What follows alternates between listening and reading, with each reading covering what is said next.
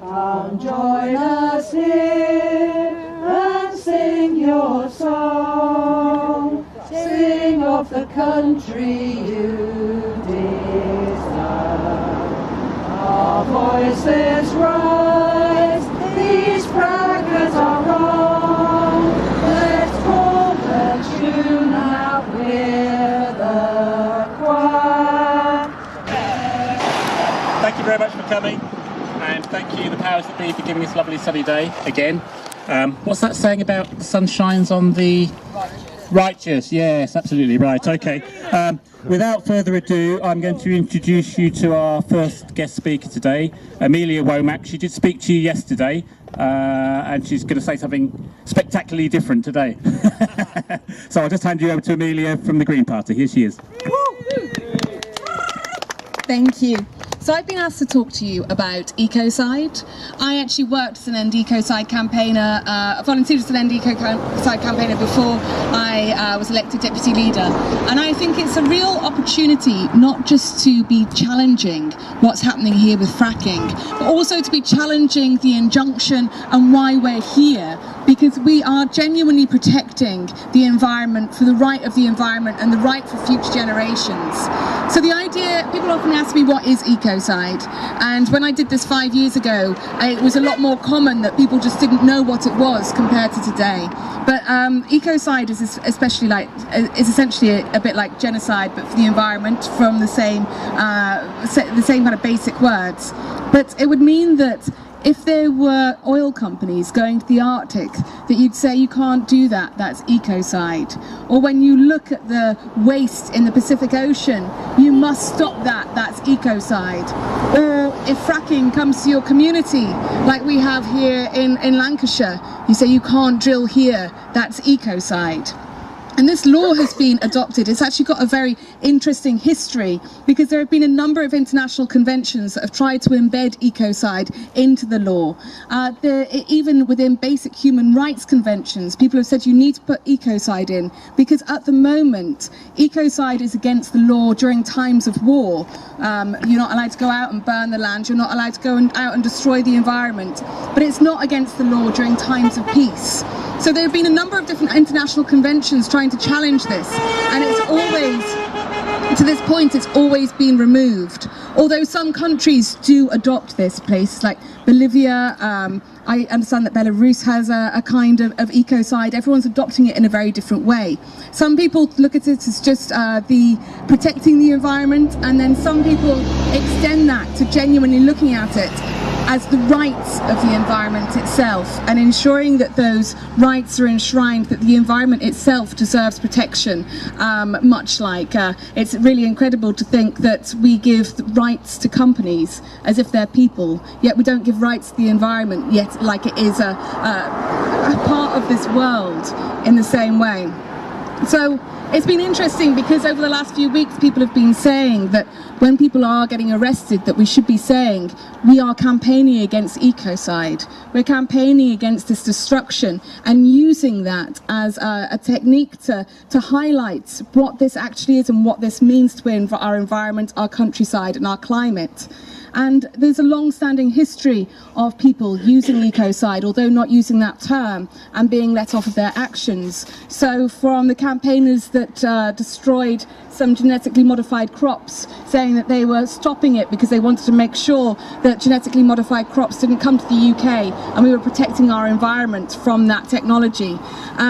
There have been campaigners that have done this throughout our history, and this is our chance to really embed this law and this idea, and look at how we can be making sure we're talking about the environment, not just as the impact that it has on us as people, but ensure that we're talking about the environment as a body that has its own rights, and use our campaigning to use these terms, highlight these issues, and make sure that we are saying that the work that we're doing today is about the environment itself and protecting future generations their own right. So the law of ecocide, it's got an opportunity to be an international law. When I was campaigning, we were working with the European Parliament to try and get 1 million votes, to try and get it put into, enshrine it into European law. And it has been debated in the European Parliament. And it's Green Party policy alongside the rights to the environment to be working on enshrining this. So there's a lot of work that we can be doing of embedding it potentially on a UK basis, on a European basis,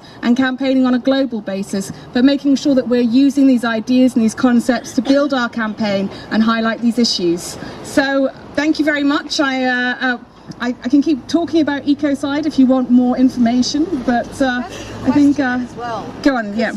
I know Polly Higgins is working with Jojo Mehta. Yeah. And they're working on they've created a set of trustees, so that what we can do is start defending ourselves with a law that says we are protectors.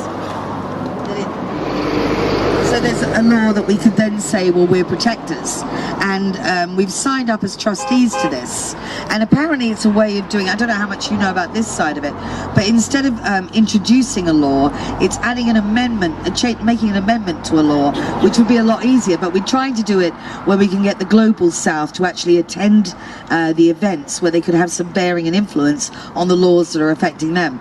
So do you know much about what Polly Higgins is doing, or that whole side of it?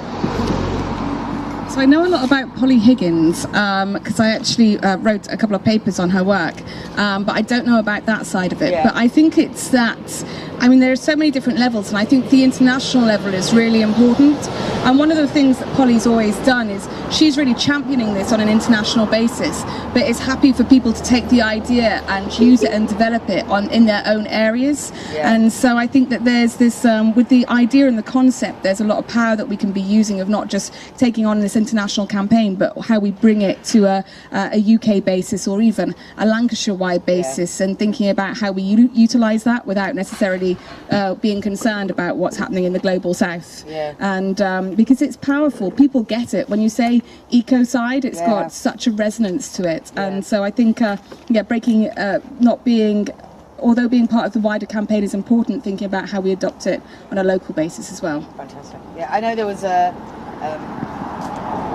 one of the cases that came up, I mean, certainly as we go on for lock-on cases, they've suggested that we start utilising this. That most of them, they won't pay any attention when we say, but, you know, I'm a trustee of against ecocide, and therefore I've got, my role in life is as a protector. And so that I was just doing my job, much how they say they're just doing theirs. So I know they tried it in court the other day in Preston, and obviously it didn't work.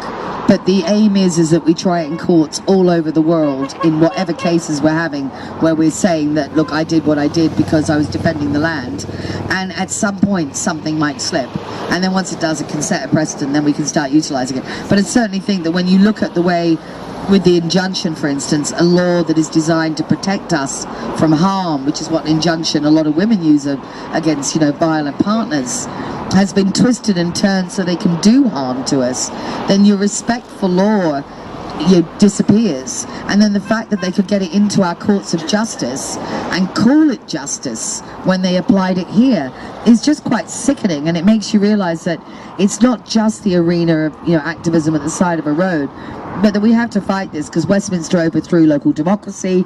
Now we've overthrown any sense of justice or the purpose of law, and so there's all of those arenas to fight in. And so I suppose that's where we're quite lucky when we see the breadth and diversity of the people who've come, particularly during the United Resistance, to fight here, is that we're all fighting in different arenas. You know, there are those who will lock on, those who will blockade, but then there are people like you who are going to take this to, you know, the corridors of power and try and push it through as laws and so on. So yeah, so I think there's every hope, but I think the tragedy is we feel browbeaten in any of those arenas.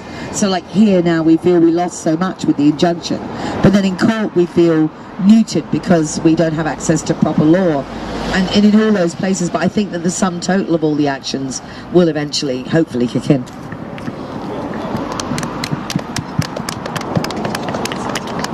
I don't have much to add to that, but I think that there's this other angle to it as well, which is around the business side and how we create a level playing field. So if you had a law of ecocide, it would be like putting a pause button on all environmental destruction to this point, and we'd have to reimagine how we operate without destroying the environment.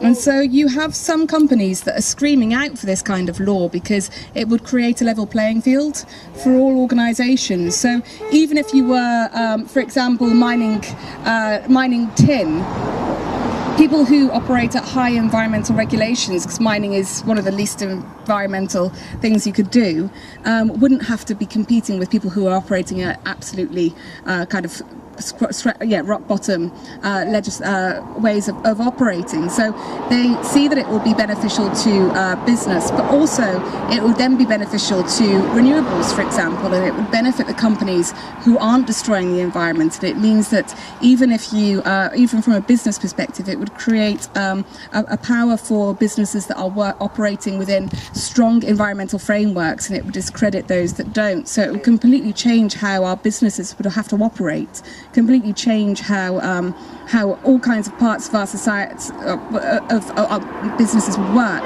But then I do think it is interesting for how we use that as a power, as you said, to overcome these injunctions and things. Can I ask you, I was over the other side, I didn't quite catch what you were saying, but did you say ecocide could be used in a war? We have it in our law during wartime, but not during peace. Is that right? So it's called, during wartime, it's called burnt earth. So you couldn't go and just destroy farmland so that the country couldn't feed itself. It was as a result after Vietnam and what occurred there that it was then enshrined that you can't use this burnt earth form of warfare. So it is enshrined into our wartime international agreements, but then not during times of peace. Can I just ask, sorry, what advice would you give to the people if on the 10th and the 11th of July the injunction is passed indefinitely for the future? What would you say to them? What do we do then? I feel that, I mean, keeping up the resistance is going to be really important, and then there are so many other mechanisms beyond it that I think getting imaginative and seeing how we can work around it is important. I think Tina has some ideas. I'm sure there are ways that can operate. But I think that we need to be protesting the injunction itself and just working to defend the right to protest as a whole, and ensuring that we are fighting against the injunction, which I think needs to be the work of all of us, because I feel that you don't have time. With all the anti-fracking work, you don't need an extra battlefield. So hello everybody, and it's great to be here. I'm Andrew Cooper. I'm a councillor in Kirklees, which is in Yorkshire. That's what I was wanting to hear. That was what I wanted to hear. Because everybody in Lancashire loves people from Yorkshire, which is marvellous. And I'm the energy spokesperson for the Green Party. And one of the things that I remember, I mean, we've had a few years campaigning now, haven't we, against fracking? Quite a few years in. But I remember back in Northallerton, at the offices of North Yorkshire County Council, the 2-day hearing they had for the decision to allow fracking at Kirby Misperton in North Yorkshire. And at that event, North Yorkshire County Council set aside 2 sides of the grounds for the planning hearing. One side for the people in favour of fracking, and another side for the people who are against fracking. Equally separated them out to make sure that everybody had a place. And there was nobody at all in the half of the grounds at Northallerton in the area to support fracking. Nobody at all, not a single person. But they did have portaloos for each side, but the portaloos on one side didn't get used. So it was quite clear from that point that there is no public support for fracking at all, practically. Only from a very small minority of people. We would never use a public portaloo. Indeed. And so it was one of the things I remember about that particular 2 days was that was the first time I met Lancashire nanas. I met Lancashire. Tina, And I remember the division, the empty space over there. We were crammed. Yeah, it was like sardines. It was great. Yeah. And so that was the time when I realised that the solidarity that we in Yorkshire now feel for Lancashire and the fracking that you've got here, that was when I saw the reality of it. Yeah. The reality was there. And I felt very strongly that we needed to return the favour. And not simply return the favour, but return with some soil from Yorkshire. So we arranged the no fracking way. Yeah. Because I thought, well, you know, there's the Pennine way, there's the coast to coast. There should be another way, and if you were going to have a no fracking way, well, where would you have it? Well, you'd have it between the two fracking sites at the time, in Kirby Misperton and here at Preston New Road. So 8 of us trekked 120 miles across the Pennines to join you here, and all the way here I came with some soil on my back in a Harrogate toffee tin, and we planted an oak tree, which you'll see back at the site there, to symbolise the unity that we feel across the desolate north for each other and for our struggle against fracking. And now it's there, and a few weeks ago we put a plaque there to commemorate a year since we came along, and I was asked to think of the wording for the plaque to put on there, and so, well, what might we put there? And I thought about what plaques have there been? What plaques have been to commemorate things? And I thought the Apollo 11 lunar lander, and of course it says on the Apollo 11 lunar lander, here men from the planet Earth visited the moon for the first time. We came in peace for all mankind. So I thought it's got to be something along those sort of lines. And so here, people from Yorkshire came to Lancashire for peace and the environment. See the exact wording that's there. So what can we do? Where are we? I mean, one of the things when I'm talking to people about fracking that's often said to me is that usually the word Russia comes up, then Putin, well, you know, if we don't get gas from the UK, well, we're going to be reliant on Russia and Putin, and he's not a nice guy. So it makes sense for us to get it from him, which ignores the fact that a lot of our gas simply doesn't come from Russia. It comes from a pool of gas from around the world, and so that's a bit of a false argument. But it's also looking at the energy problem through the wrong end of the telescope. Instead of simply looking at predicting how much energy we need to use, we ought to be trying to find ways of limiting energy demand. And that's the way the Green Party actually looks at this. We don't simply think of predict and provide as our approach for energy. We think about how can we actually reduce demand.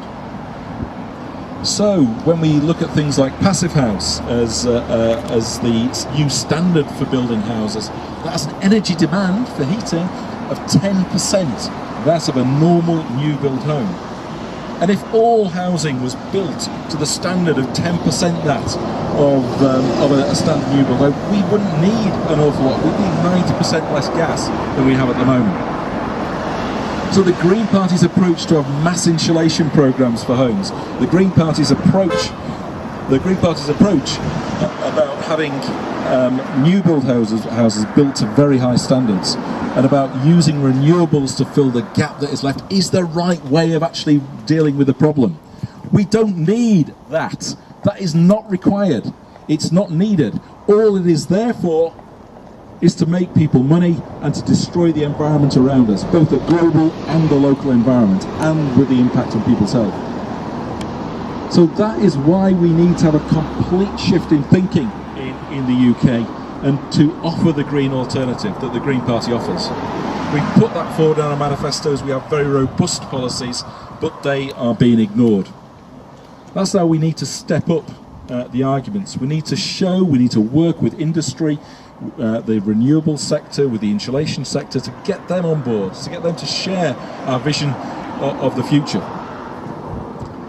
So that monstrosity will go. It will end, and the campaigns that you're doing here will succeed. KM8, Kevin Misperton, was a great victory, and we are incredibly pleased that that's occurred. It is simply a matter of time before you succeed here, and I've got to say, I know many other people are just utterly filled with admiration for the consistency that many of you showed here over years now. And the reality is that you're not just doing it for yourselves, you're doing it for a wider population, and that's why all the peeping of horns goes on here day after day for the work that you do.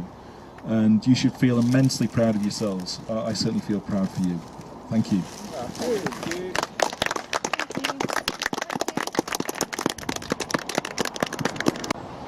Hi, I'm Andrew Cooper. I'm the Green Party's energy spokesperson, and I'm a councillor in Kirklees in West Yorkshire. Cool, Andrew, and thanks for joining us. Andrew, I just wanted a few words. You've just been down P&R, obviously, for the Tuesday part of the Green Week. How was it, first of all? How did you find it?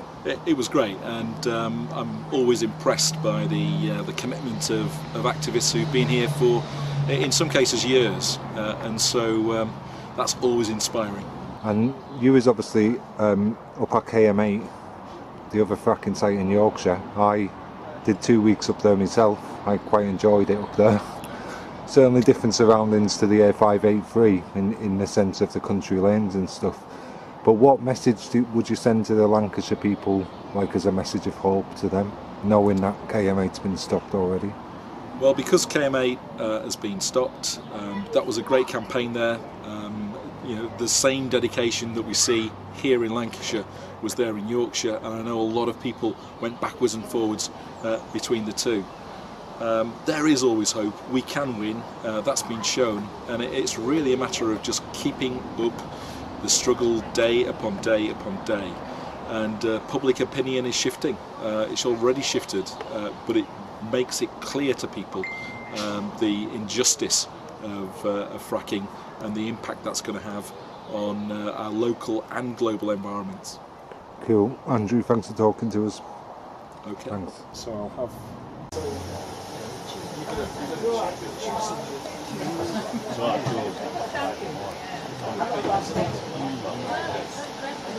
have...